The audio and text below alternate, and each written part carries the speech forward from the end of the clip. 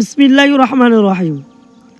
হান্নান মাসুদ এনসিপির এমপি গতকাল তিনি সংসদে বলেন, ভোটের দিন শুধু শাপলা কলিতে ভোট দেওয়ায় এক মেয়েকে ধর্ষণ করা হয়েছে।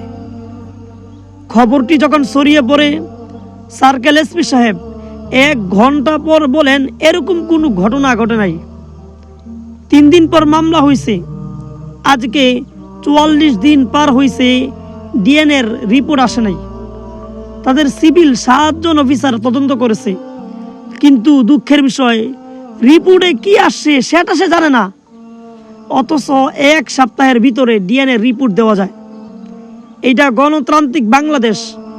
এখানে যার যার পছন্দ আছে।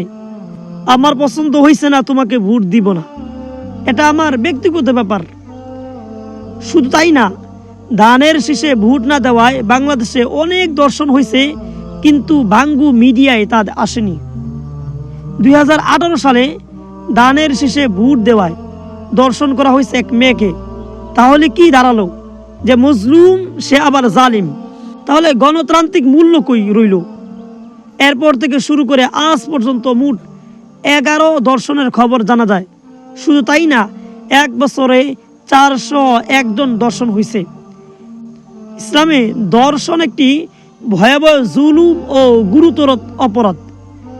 এটি শুধু জিনা নয়, বরং এতে জোর, নির্যাতন ও অধিকার লঙ্ঘন জড়িত। তাই এর শাস্তি আরও কঠোরভাবে বিবেচিত হয়। ইসলামে ধর্ষণের শাস্তি যদি প্রমাণিত হয়, তাহলে ধর্ষণকারীকে জিনার শাস্তি দেওয়া হয়।